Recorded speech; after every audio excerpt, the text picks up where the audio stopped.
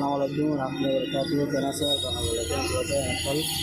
Ada pun arah kalau jadi ajakan bisik kerana khabar lagi.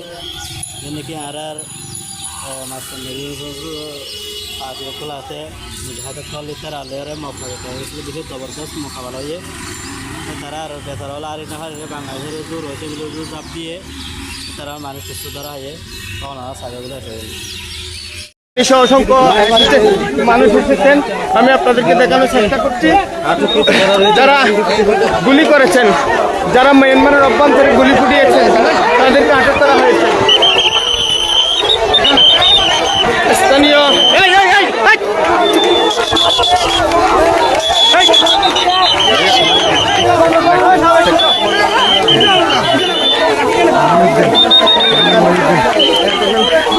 এখানে আমরা Ramu sector commander colonel Mohiuddin আহমেদকে দেখতে পাচ্ছি ওনার নেতৃত্বে কিন্তু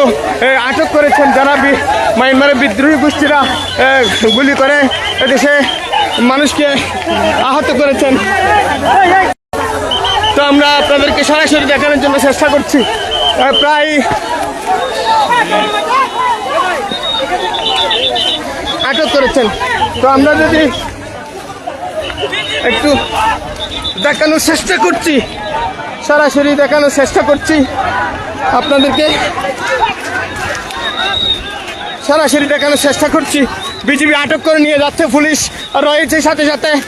পুলিশও রয়েছে যারা মিয়ানমারের বিদ্রোহী গোষ্ঠী আরকান আর্মি এবং অন্যান্য বিদ্রোহী গোষ্ঠী যারা রয়েছেন তারা মিয়ানমারের ওপার থেকে তারা গুলি করেছেন বাংলাদেশের দিকে তাক করে তাদেরকে আটক করেছেন কয়েকজন পুলিশ বাড়ির ইনচার্জ দেখা যাচ্ছে পাশাপাশি আমরা আপনাদেরকে সরাসরি সংযুক্ত হয়েছি কয়েকজন পুলিশ বাড়িতে তাদেরকে নিয়ে যাওয়া হচ্ছে অসংখ্য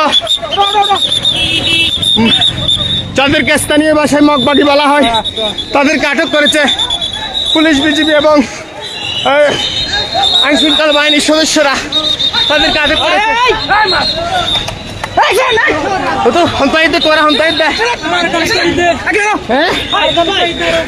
আরকান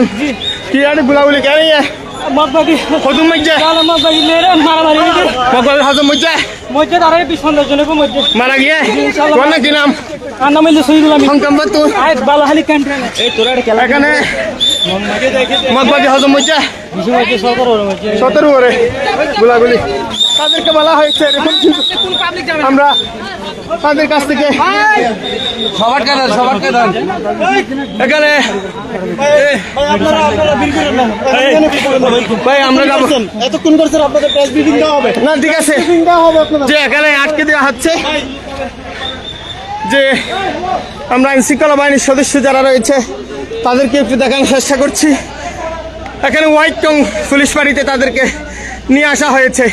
এবং আইন শৃঙ্খলা বাহিনীর অসংখ্য গাড়ি কিন্তু এখানে এসে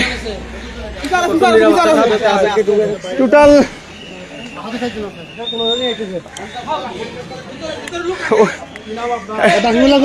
কমান্ডার একজন কমান্ডার আমরা দেখতে পাচ্ছি পাশাপাশি গুলিবিদ্ধ যারা রয়েছেন তাদেরকেও উদ্ধার করেছে এখানে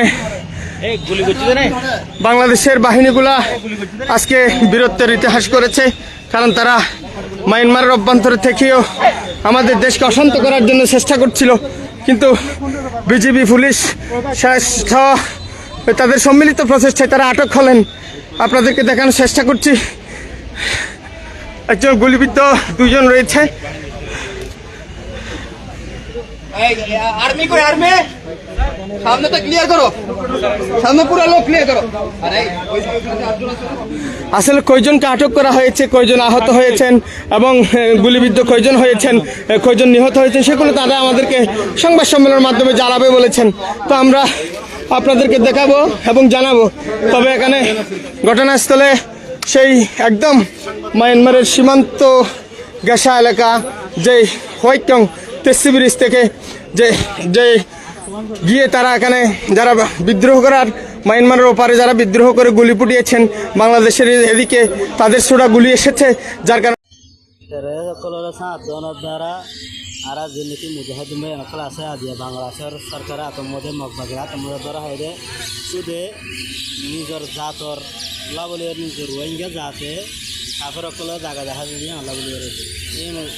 বাংলাদেশের কিছু কিছু বাহিনীও আছে এটা সাপ আর রোহিঙ্গা বাহিনীও আছে মানে কি মুজাহিদ কল সন্নাম তাকে সন্নাম তার লড়াফেরা করে ক্যাং করে নগরে তার আর এমপি হয়েছেন দহনার জরিয়া আজি এত বড় লোকসান দিয়া তখন আর সাইবা বলে আছে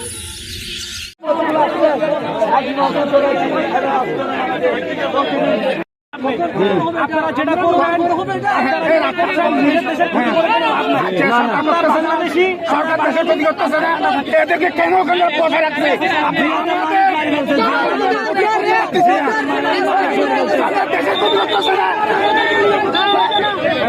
মানুষ উত্তপ্ত হয়েছে, অ্যাক্সিডেন্ট হয়েছে বিজিবির এগারিও রাষ্ট্রে এই দেশের মালিকও তোমরা, এটা আমরা বিবেচনা করবো উপরে গিয়ে।